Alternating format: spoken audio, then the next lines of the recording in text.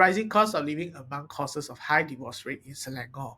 And some of these news, right, is quite recent years one. So it's not just like, many years ago it's like that and now maybe it's no longer like that, right? So that's about financial stress and what it can do to us or how it affects us.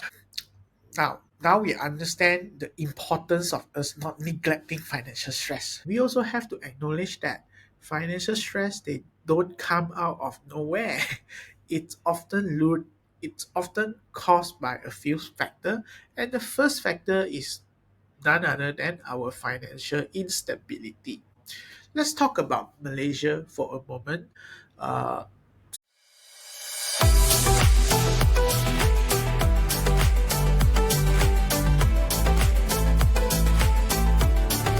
Welcome to the Financial Health Insights. I'm Kevin Neoh, your host and guide on your journey towards better financial health.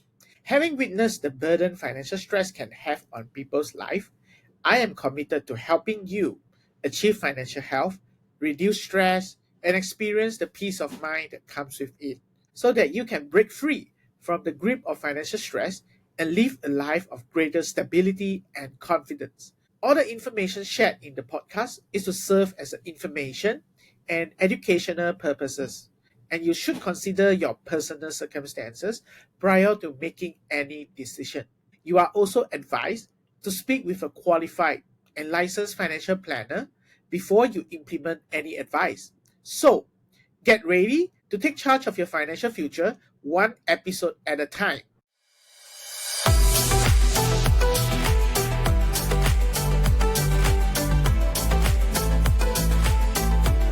Hello and welcome back to a new episode for the Financial Health Insight podcast, where we support you to lower your money stress and build better financial health, thriving financial well-being for today and also tomorrow. I am your host, Kevin Neoh, and today I want to share with you on a topic that most Malaysians can relate to. In fact, everyone around the world can relate to, because we want to talk about this topic called financial stress or money stress.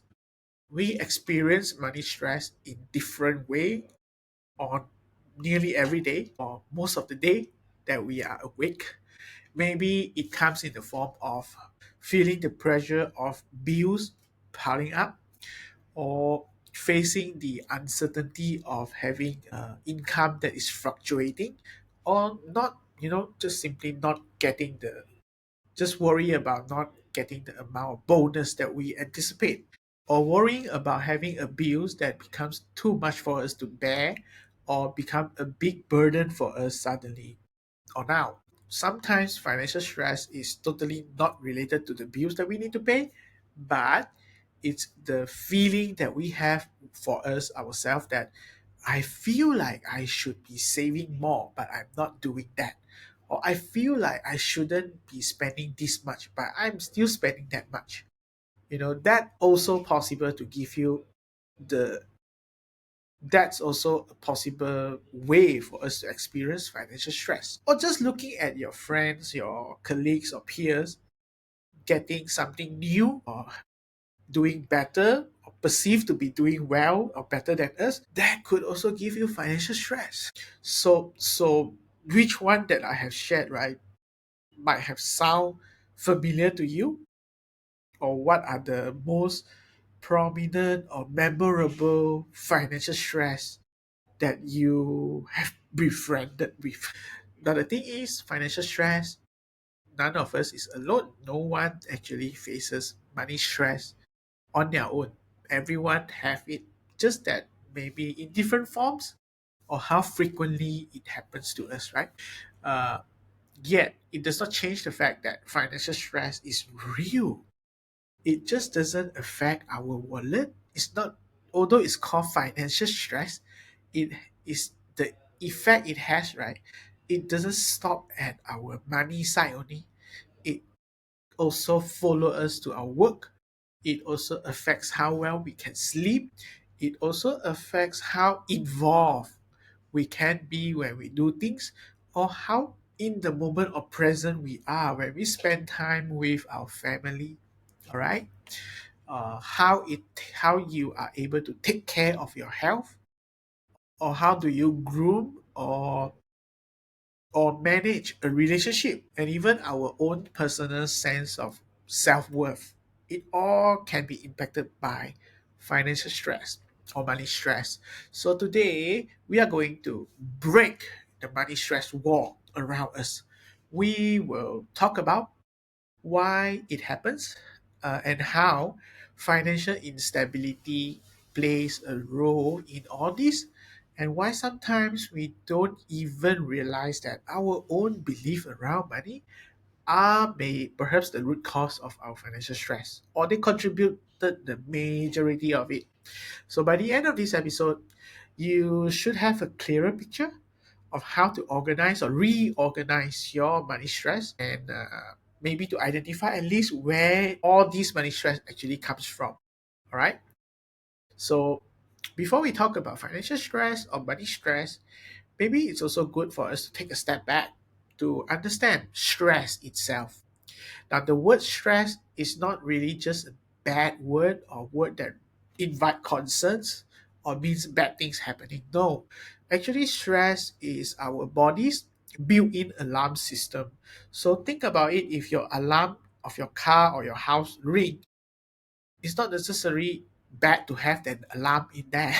To get the signal or the ring itself is to tell us something require our attention. So stress is our body's built-in, comes with, for you naturally, a fight or flight response that has helped us human to survive for thousands of years.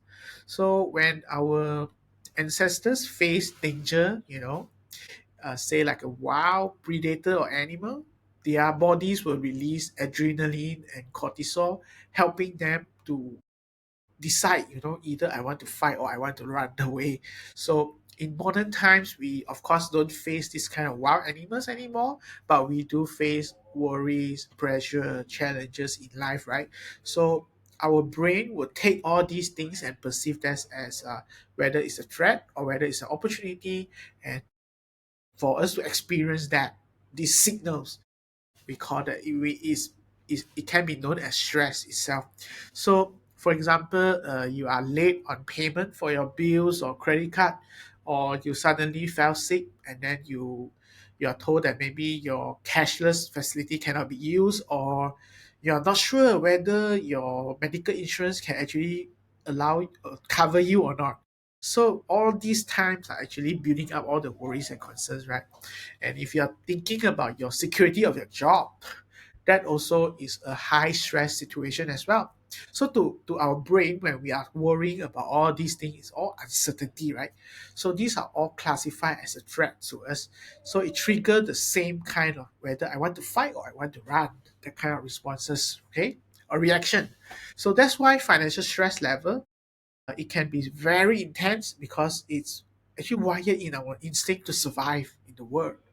But like I said earlier, stress is not necessarily a bad thing. Stress can have its benefit for us. It motivates us. It tells us that something requires your attention. It maybe also give you the opportunity to be aware that something is not right, or motivate you to take action, to meet deadlines, and to solve problems. More importantly, right, to solve problems or to avoid something bad from happen from something that is small and minor. So this is called, when stress is good for us, it's called eustress. Eustress is like euphoria plus stress. Okay, so it's positive stress. Positive stress is like you worry that you are going to lose out on the promotion, then you work harder to deliver your job. So it actually has a consequential benefit result. It actually has a consequence. It has a positive consequence that benefits you. Okay, so if you ever work hard to meet saving goals as well, then you have emergency savings, and that actually helps you to be able to cope with some unforeseen circumstances. That is going to be helpful for you. And uh, and you work hard, you set a goals to buy a house and get married by a certain age, so that's also a good side of stress that propel you to achieve the important milestone events of your life. So the problem is, so stress has its good and not so good side. Now the problem is when stress become something that stick with us for too long. We call that chronic. Like if you have your blood pressure is high all the time, then it's a chronic diseases or chronic conditions, right? So when your stress level is high all the time, then it's not healthy. Okay, when financial stress is ongoing all the time high, then it might lead to anxiety, sleep problems, and even physical health issue like high blood pressure as well. And I want to share with you this information as well. So as you can see, this is a study done by the Financial Health Network in US. They surveyed people who are financially healthy, financially coping, and also financially vulnerable group of people. And as you can see, right, the ones that are financially vulnerable, their mental health quality is indeed self-reported or self-assessed to be poorer overall compared to the group that are financially healthy. Of course, the ones who is coping with financial stress, the high stress, it's also not as good, not as excellent as their mental health quality is also not as excellent as the ones that are financially healthier. So this tells us that high financial stress level, when we don't do anything on it proactively and we let it just stay there, more reactive towards it, then we might be at the mercy and it will affect our health quality, our mental health quality, and maybe also cause us to lose and maybe also cause us to lose a lot of sleep in between. There also there's also study that shows that if we have high level of financial stress all the time, then our physical health quality will suffer as well. For example, the typical, as you can see from the left hand side on the screen, right, this type of pressure can lead to issue like headaches or migraines, weakened immune system, so we fall sick easier, high blood pressure, issue with your digestive system as well, muscle tense, heart arrhythmia, and also sleep problems. And there's also another study, and on the right hand side, there's also another study that shows that financial stress can also lead to physical pain in our later part of the years or later part of our life. So, as you can read from the summary highlighted here, financial stress can have an immediate impact on our well being now, but it can also lead to physical pain even nearly 30 years later? The answer from this study supported that is a yes, according to this research. So financial stress not only affects our health quality and physical health, it also affects our relationship as well. As you can see, a study conducted in 2011 examined 310 married individuals, but of course, this is a study in US, demonstrated that financial satisfaction was positively related to marital satisfaction and financial stresses were negatively related to marital satisfaction. That means if your financial stress level is high, the satisfaction of the marriage is at the mercy of it as well. They have an inverse relationship. And in Malaysia, closer to home, we also have seen news headlines that shows that financial issue is biggest cause of divorce in Malaysia, rising cost of living among causes of high divorce rate in Selangor. And some of these news, right, is quite recent years one, so it's not just like many years ago it's like that, and now maybe it's no longer like that, right? So that's about financial stress and what it can do to us or how it affects us. Now we understand the importance of us not neglecting financial stress. We also have to acknowledge that financial stress, they don't come out of nowhere.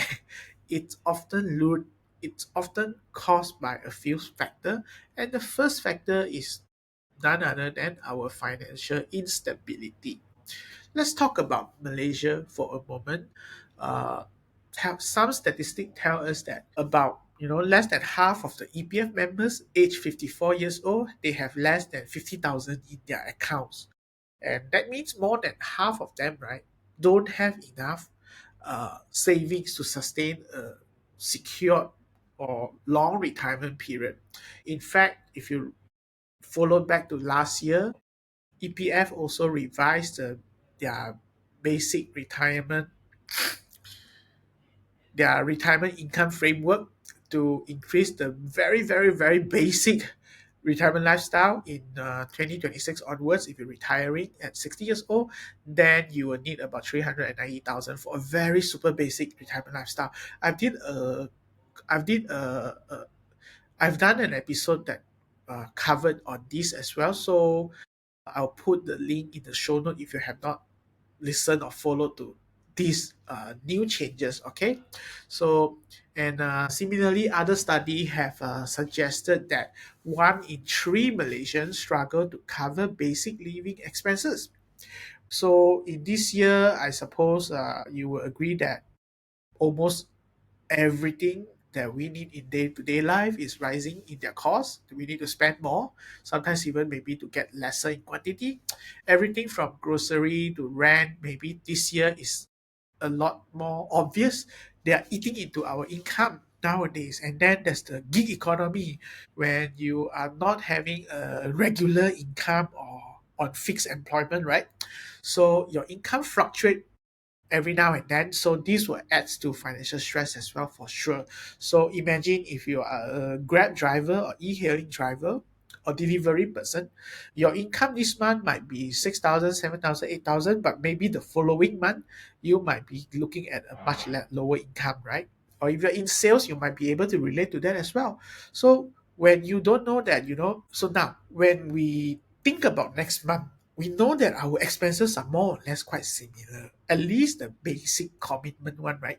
But when we are not certain about our income, okay, then the stress is definitely going to come from there. So this is how uncertainty around our income or financial instability can raise our financial stress level. So when we are faced with this uncertainty or instability, that means our brain is always so tense and so standby and all the time consistently in a state of high stress. So you're not just dealing with today's problem, you're also worrying about the future problem. So your money stress comes from today and also future. And if you have some guilt feelings about what your decisions in the past, that may also add up more stress also, right? So here's something that also people don't often realize. Sometimes the stress level we feel about money, it goes beyond just how much we have or how much we make. It's also about our money belief as well. Okay, so we all have this belief around money that shape how we think and influence how we feel towards certain things and how we make decisions and act and behave, right? And it is through our decisions and actions that we create the result or the life experience today we have that we have today create the life experience that we have today. So these beliefs are so crucial, and they often influence us without us really feeling or knowing that they are at play, because they stay in our subconscious mind. Our money belief or our belief about things, right? It actually formed through our formative year, our childhood. So maybe you grow up hearing your family members always say that money is the root of all evil. Rich people are greedy, okay? Or you should save every money, every ringgit you have, because you never know what will happen. Or they say that there will, or your experience in your childhood is that money is always something that you don't have, and your family is always working hard, or or cannot have a lot of things because there is always not enough money. So all these experiences will influence how we believe or think or behave around money later when we are even become an adult already. Okay, now you might not think about these consciously, but somehow they are still influencing our behavior. Okay, for example, if you were taught that money equals to security, you might keep every ringgit because you need to feel secure, or you feel unsafe if you don't see a certain amount of money or savings in your accounts. So you might be anxious when you don't or when you're still far away from the ideal amount that you feel you should have in the bank account. Or just talk about someone who believe that, rich people are greedy, or or money cause a lot of pain, because then when they grow up, they might actually feel like, very uncomfortable letting people know that they make a good income. Or the worst is that when they make good income or they have high savings, right, they feel so much of discomfort.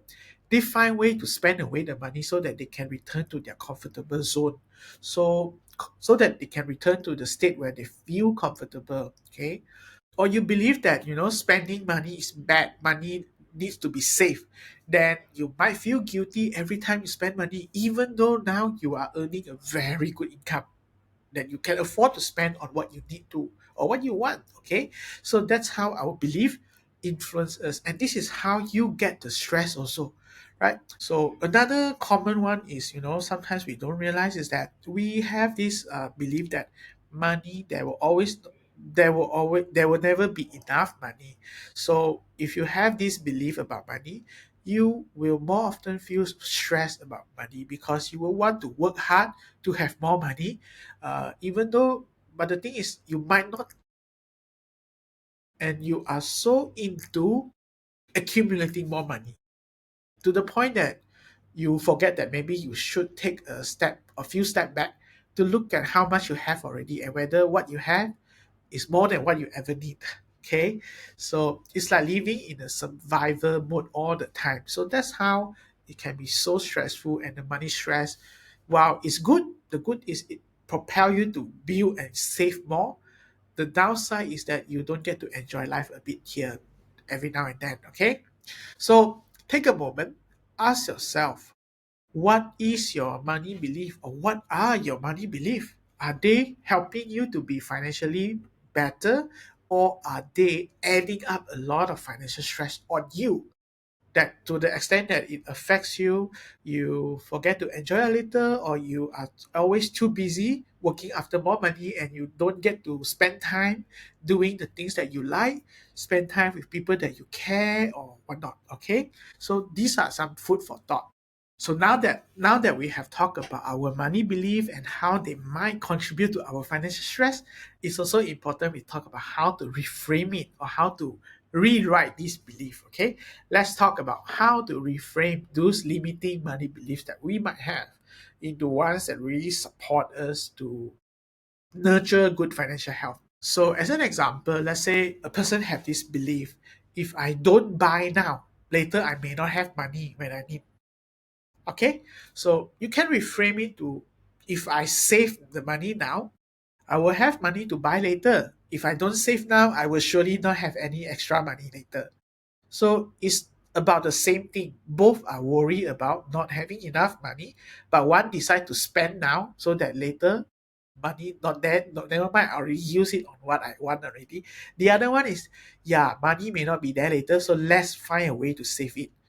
So when you save it, it will be there. If you spend it, of course, it's no longer there for you. So it's like, if you don't do something differently or believe it differently, like, you will end up in the same cycle. Belief number two example maybe is, if I have more money now, my life will be better. Okay, have you heard people talking about that? It might be true, of course. If you are in survival mode, you are earning just bare minimum, having more money will improve your life quality for sure. But up to a certain threshold, maybe you need more deliberation and your mental, and need your attention and willpower to think what you need your money to do for you already. No longer just looking for more money only. So you can reframe it to like, my life can be better if I identify what are the things or area that I want the money to help me to make it better. Okay, or what are the areas that I need to make it better, and then find out the first step, number one, that I can take now. So my life can be better if I can lose 2 kilo, for example. The first step is I just do 10-minute exercise every day. Now, do I need more money to help this? Maybe not, right? So more money, it can also be reframed into, more money does not necessarily make my life better until I start planning and save with intention. Okay, There's also an example that we can also have another example. Belief number three: if I spend money, I will regret it later because it's no longer there when I need it. So you can reframe it into I can spend mindfully today and enjoy money without guilt if I have built my security and protection, or if I have saved or set aside the savings for the future plans, then it's okay to enjoy, right? No, no wrong. Okay.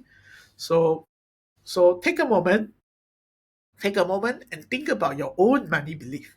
Which of these sound familiar to you? The three examples above.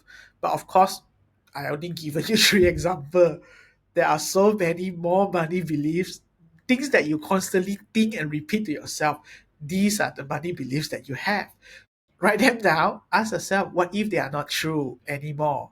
What is the other way to look into what is the other way to look at this? What is the way to look at this that can help you to improve your life quality and also lower your money stress? And how can you use this new belief, to help you to build a better life that gives you more happiness, more enjoyable time, more energy, lower stress, and better health around every area in your life? Okay. Now, just now I mentioned that financial instability is one big factor that contributes to financial stress, right? The other thing is our debt. High debt levels definitely increase our financial stress as well. When a big chunk of your income goes towards servicing your debt, you might feel like you are working just to pay off loans as well, right? And it increases your chances of having lesser financial stability or lower financial security, because if more of our money required to pay off a loan or service a loan, it means we have lesser ability to cope with a drop of our income, correct? So this constant financial pressure to service debt, especially when it's too high, can make a person feel like you are just trapped, no way out, because your flexibility level is lowered already when you have higher debt commitment. Okay, so this may lead to also constant worry or lack of options, lack of freedom, which can also limits the ability for us to feel happiness in a way. Okay, so one of the best way to reduce our financial stress related to debt is to practice responsible borrowing and to monitor our credit health regularly, right?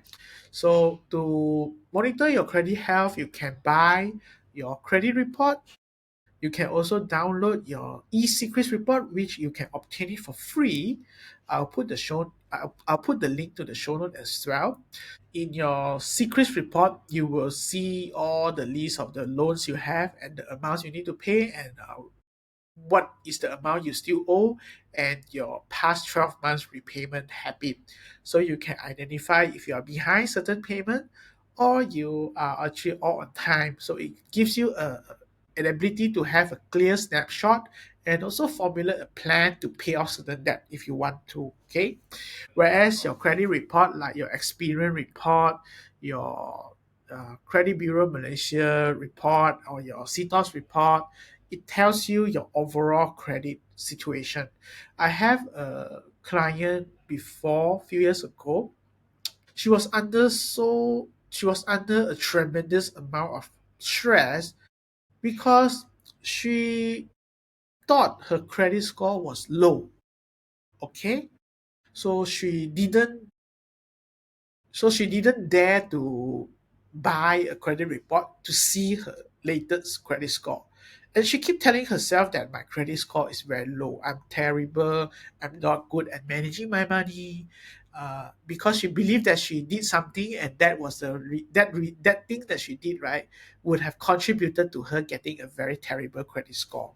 So what we did was I explained to her how our credit score are affected or calculated, and I kind of discussed with her and help her to find a good reason to get the report and confront her goals. So what happened was, when she got the report, you know what she felt? She was so relieved and so happy because her credit score actually improved a lot.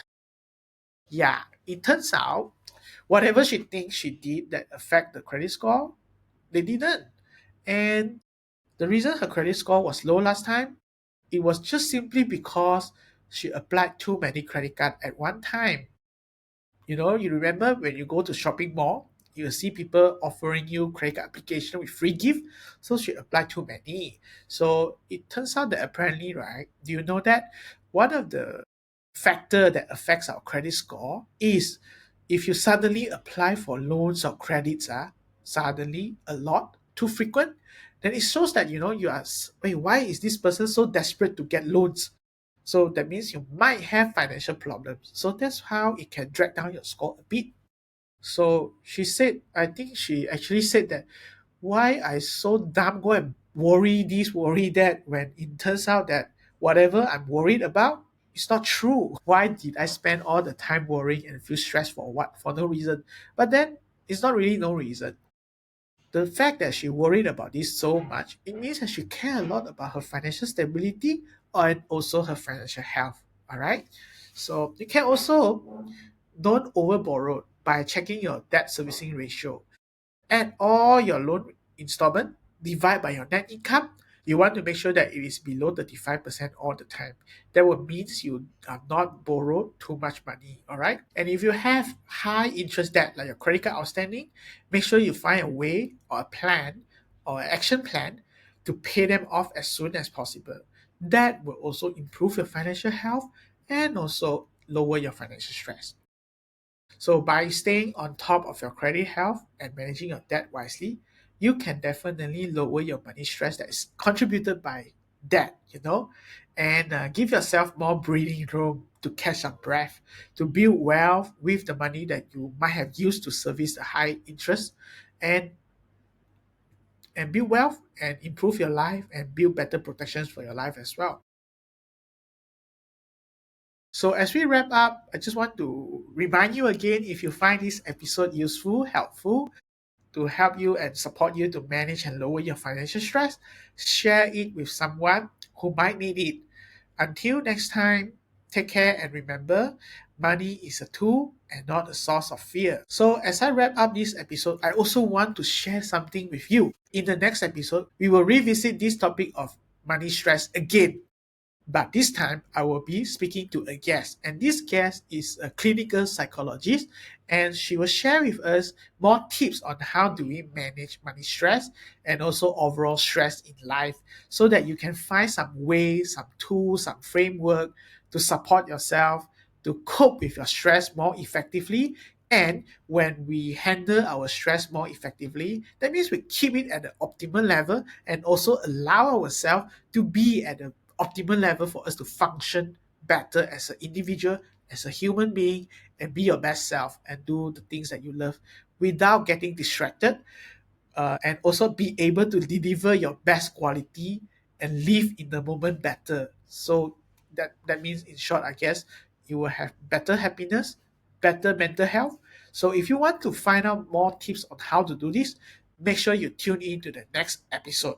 All right, which is just a week later only. So I look forward to share this conversation with you next Friday.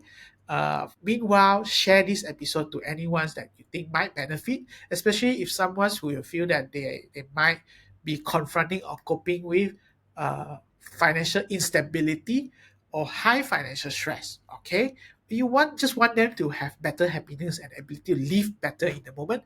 Share this episode with them, and also if you have not, follow the podcast, subscribe to the podcast, and encourage your friends to listen and follow the podcast as well. So until next week, speak to you again. And remember, live well today, live well tomorrow. Plan your money around your life, not the other way around. Okay? Bye bye.